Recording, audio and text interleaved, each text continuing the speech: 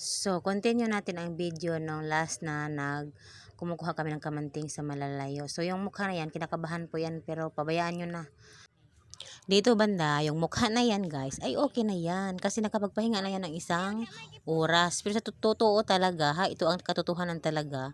Pagdating po niyan sa pupuntahan namin, pagdating ko talaga, ay sobrang kaba. As in, parang naninikip yung dibdib ko na sa puntong na uminom ako ng amlodipine kasi may baon-baon po akong gamot sa palpitation ko, yung yung isang gamot Enderal at gamot sa high blood ko yung amlodipine. So ayan, may tubig din akong baon-baon yan.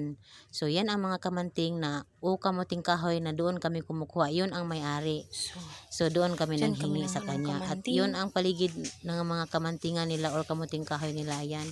At dyan kumukuha kami ng yung bayabas. Bayabas. Kasi libre bayabas lang po. Ang daming bayabas sa paligid. Ayot na, ikaw. Aking bunga, oh. You see that? Kabalo, ka kani sa unang panahon. Elementary na ko, tingnan mo kung bayabas, pabaylo ng papel. Oh, yan, hinog. Dahang bunga. Napa isa. Okay, di maabot. Di maabot, di maabot.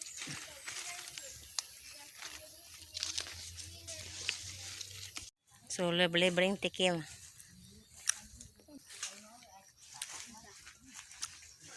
Red ang yang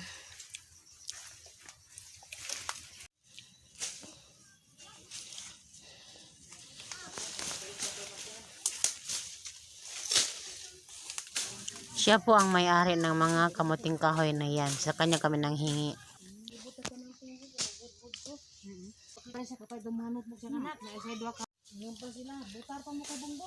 sa kamahal sa bugas. Walang kamanting. Wala na tayong pambili ng bigas kasi sobrang mahal. After natapos nila Ate Joan na makaipon ng marami-raming kamuting kahoy, at ayan, pauwi na kami. Si Ate lang ang nagdadala ng mga kamuting kahoy. Kasi ako po ay medyo hinihingal dyan dahil nagpalpitate ako ulit.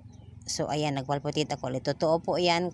Hirap kasi pag may ganito kang kondisyon. Bigla-bigla siyang atake sa mga lugar na minsan, yung lugar na hindi mo ba talagang palaging pinupuntahan at bigla kang makakapunta ng bigla-bigla. Susumpong po talaga siya, hindi talaga maiwasan. Pero ganoon pa man, nakaya ko pa din umuwi nang hindi ako nagsasabi sa mga kasamahan ko na medyo hindi ako okay. Pero nagawa ko pa ding i-record yung mukha ko na yan na sobrang worried na talaga yan. Munti ko na talagang tawagan si Dudong na sunduin ako. So ayan, ang ganda ng view, 'di ba? Tapos na tayo sa aking mga nararamdaman. So diyan, ang ganda ng talaga ng mga view kasi ang green ng mga palay. At yung part na ito ay hindi pa natamnan. At ang ganda din kasi nagre-reflect yung sa itaas, ano ba 'yon? Sa sky, nag-reflect yung sky sa tubig. So ang ganda ng mga palay nila, ang swerte talaga nila kasi sa mahal ba naman ng bigas ngayon at may palay ka na ganito, ang sarap na sa pakiramdam kasi hindi ka nabibili. Sa tulad namin nabibili araw-araw, napakabigat sa bulsa. So kinabukasan, ayan, nagbabalat na ako ng kamanting para ilalaga natin sa gata. Yes po, lagyan natin ang gata para medyo masarap. So ayan, para may merienda tayo kasi ang pagsasaing natin ngayon ng kanin ay 2 times a day na lang. Kaya masarap na may ganitong kamanting para minus gasto sa palay. O minus gasto sa bigas pala, hindi palay. Sa mahal kasi ng bigas ngayon, masarap na may kamanting ka, pero sa tulad naming wala naman kaming malaking lupa dito, hindi kami makapagtanim ng mga ganitong klaseng pagkain. So magtitiis talaga kami sa bigas. So ang bigas natin ngayon sobrang mahal. 2 times a day na lang tayong magsaing. Mag-agahan tayo, diretso na pananghalian at diretso na sa sa pagkinagabihan. So ganyan po ang amin ito, 2 times a day na lang kasi hindi na namin afford ang bigas, sobrang mahal na po.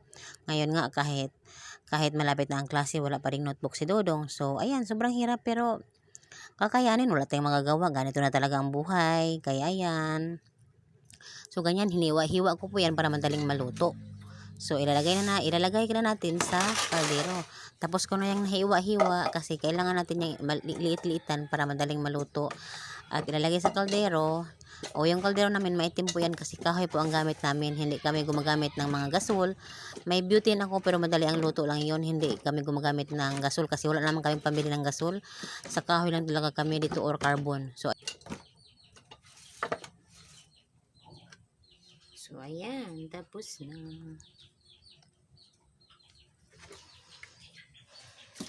Ayan na. Ito lang muna natin ito ilalagay kasi mag-ano pa tayo ng gata. Dalawang coconut. Yan, dalawa po ito ginaano ni Chris. Kinukudkod para yun ang isasabaw natin sa ating kamanting kasi para sure may gata na po yan. Kala ko kasi nag-record yung cellphone pag ano ko sa gata, paglagay ko sa gata sa kamanting hindi pa naka-record. Ayan. So habang nakasalang ang ating kamanting, kami po ay naglalagay ng mga sampayan dyan. Naglalaba po ako kasi kaninang buntag. So ayan, tanghali na po yan kasi ang ulan pabugso-bugso. So kailangan kong kunin tapos ibalik. So ayan, pangalawang balik na po yan.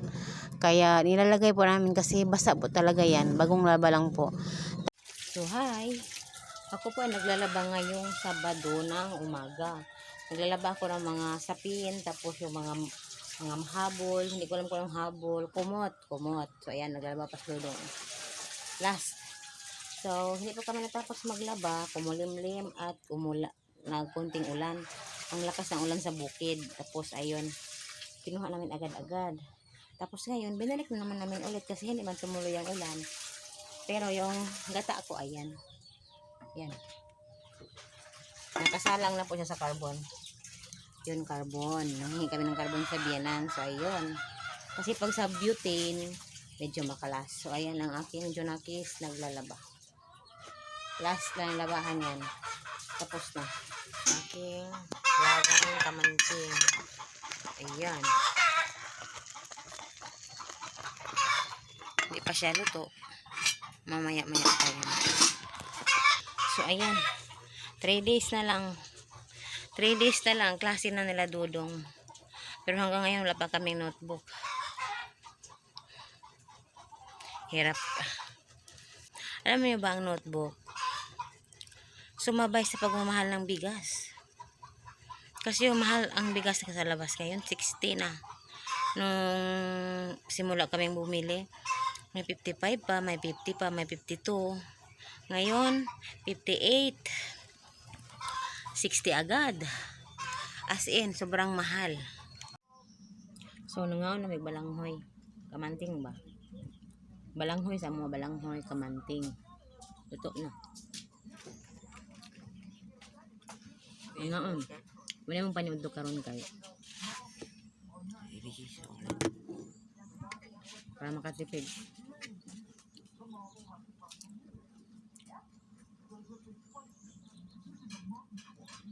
Ako na lang po ning girel sa Facebook. Napasok si Dodong. Kasi ang init ng kaldero, napasok. Kumuha siya ng kamuting kahoy. Wala. Wala naman kayo points. Wala kayong points. 10 points. Mga gamit sa is. Ayun nga, so, ayan. Back to 7 o'clock. Nagsasaing na naman si Budondong. Ayan. Nagsasaing. Tapos, yung motor sira na naman. Nag-leaking ang gasolina. Naubos. Wala na namang gasolina kasi may leaking. So, basta. Minsan talaga. Ang daming dumarating na medyo maganda, minsan hindi. Kaya, bahala na.